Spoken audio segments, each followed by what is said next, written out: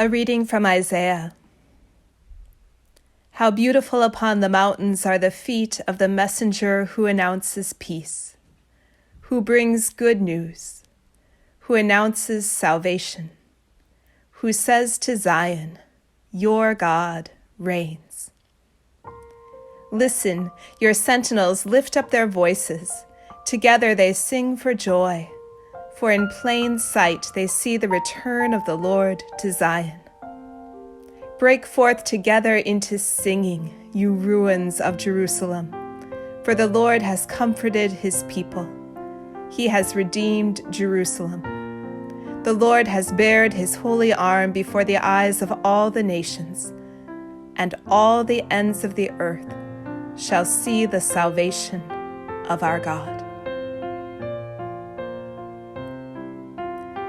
Beloved of God, grace and peace to you on this Christmas morning. On May 8, 1945, British Prime Minister Winston Churchill announced the end of the war with Germany. How beautiful are the feet of the messenger who announces peace. Tommy Mack remembers that day. Like every other city in Britain, Glasgow was bursting with excitement. We knew the war was over and were just awaiting official confirmation. Then in the morning came the voice of Winston Churchill over the radio. The war in Europe is now over. The train cars in Hope Street were filled with servicemen of all nationalities, American, Canadian, Australian, European, all of them commandeering the trains and singing and dancing up and down the length of Hope Street, singing all kinds of songs I had never heard before. Listen, your sentinels lift up their voices. Together they sing for joy. At the bottom of the street, the dance was the Eightsome Reel. This, of course, took precedence over all the other carousing.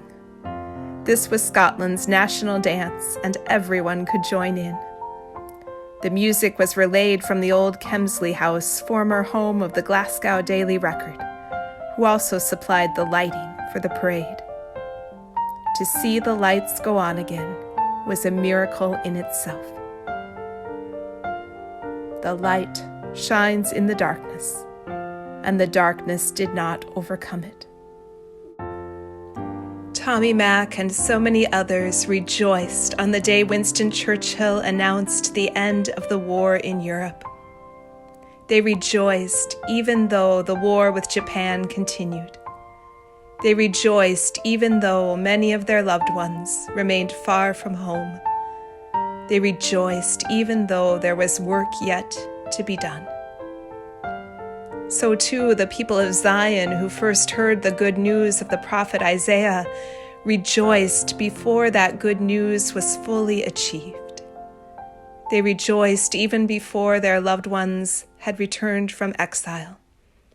They rejoiced even before they were reunited.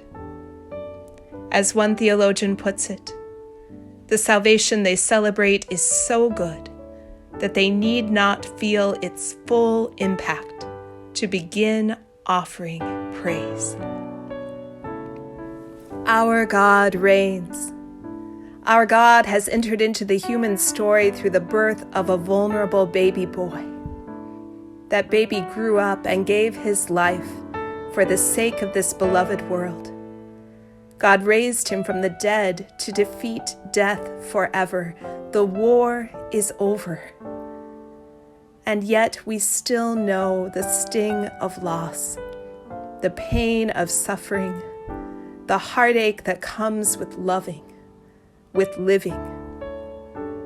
Can we still rejoice even though there's work yet to be done, even though God's kingdom hasn't come yet in its ultimate fullness? Is the salvation we celebrate so good that we need not feel its full impact to begin offering praise? The answer on this Christmas morning is yes. I love that Tommy Mack's story of the war's end takes place on Hope Street. How perfect. Hope Street.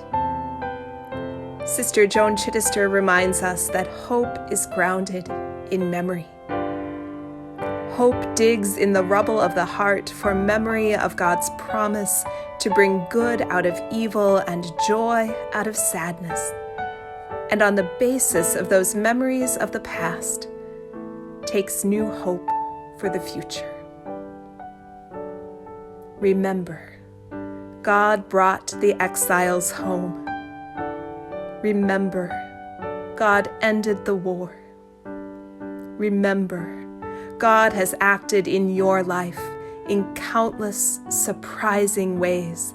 Remember, God created you and sustains you to this day. Christmas morning invites us to linger on Hope Street, to remember, to stand in awe of the light no darkness can overcome, to dance with abandon, to break forth together into singing. A child is born for us. The Lord has comforted his people. Good Christian friends, rejoice.